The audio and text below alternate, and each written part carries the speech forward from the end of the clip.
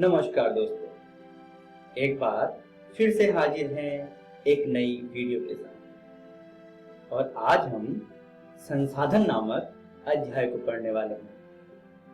सबसे पहले देखते हैं आज हम क्या क्या पढ़ेंगे।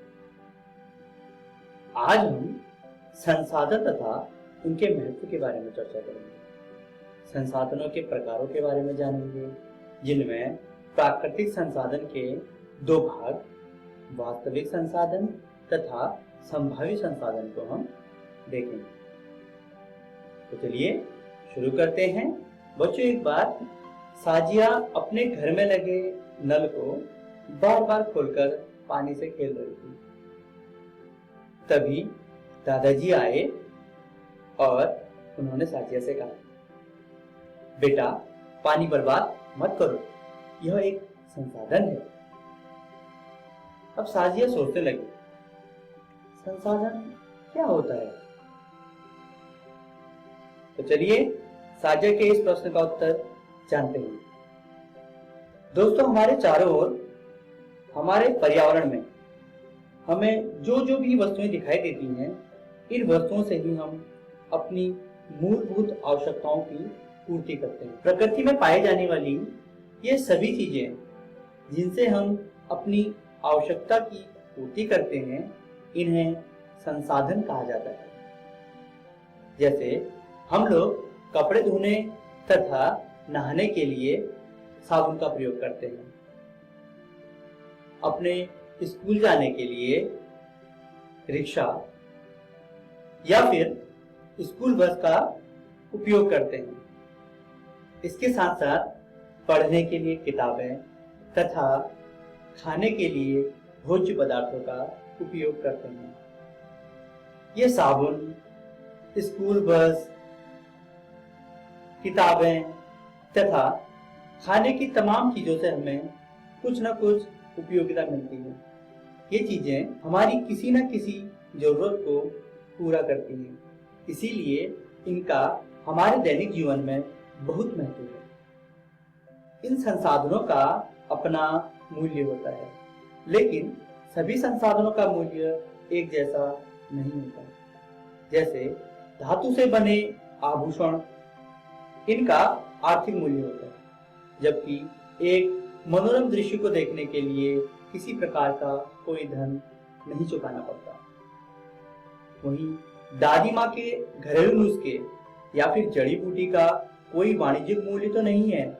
यदि इन्हीं जड़ी बूटियों को कुछ नया बनाकर अगर मेडिकल फार्म वाले बाजार में बेचते हैं तो इनकी कीमत बढ़ जाती है। सारे संसाधनों को प्राकृतिक रूप से प्राप्त नहीं किया जा सकता। मनुष्य इन्हें परिवर्तित कर इनका उपयोग विभिन्न कार्यों के लिए करता है। जैसे वर्तमान में प्रौद्योगिकी इतनी आगे बढ़ चुकी है कि हम लोग सूर्य की ऊर्जा का प्रयोग विभिन्न जगहों पर करने लगे हैं। इसका प्रयोग बिजली उत्पादन तथा खाना बनाने के साथ साथ अनेक कार्यों के लिए किया जाने लगा है, जबकि प्राचीन समय में सूर्य की ऊर्जा का प्रयोग कपड़े सुखाने तक ही सीमित था। अब बात करते हैं संसाधनों के प्रकारों की। संसाधनों को मुख्य रूप से 3 भागों में बांटा जाता है। पहला प्राकृतिक संसाधन, दूसरा मानव निर्मित संसाधन तथा तीसरा है मानव संसाधन। चलिए अब हम प्राकृतिक संसाधनों को समझते हैं। प्राकृतिक संसाधन वे संसाधन हैं जो हमें प्रकृति के द्वारा निःशुल्क उपहार किए जाते हैं, जिनका उपयोग करने के लिए हमें कोई मूल्य नहीं चुकाना पड़ता। जैसे नदी का पानी, झीलों का पानी, मिट्टी, खनिज पदार्थ तथा हवा, ये सभी प्राकृतिक संसाधन हैं। इन प्राकृतिक संसाधनों में कुछ संसाधनों का तो सीधे तौर पर प्रयोग किया जा सकता है, लेकिन कुछ संसाधनों को प्रौद्योगिकी की सहायता से उपयोगी बनाते हैं। प्राकृतिक रूप से पाए जाने वाले वे सभी संसाधन जिनका अभी दोहन किया जा रहा है या जिनका उपयोग कर हम वर्तमान में अपनी आवश्यकताओं की पूर्ति करते हैं, वे संसाधन वास्तविक संसाधन कहलाते हैं। जैसे हमारे झारखंड में कोयले की खान से हम कोयले का वर्तमान में उपयोग कर रहे हैं और दक्षिणी पठारी भागों में पाई जाने वाली काली मिट्टी का भी हम प्रयोग करते हैं।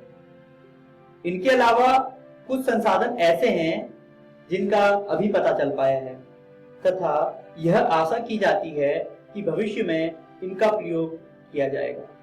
ऐसे संसाधनों को संभावित संसाधन कहते हैं। जैसे लद्दाख में यूरेनियम तथा केरल में मोनाजाइट होने का पता चला है और इनका प्रयोग आने वाले समय में किया जाएगा।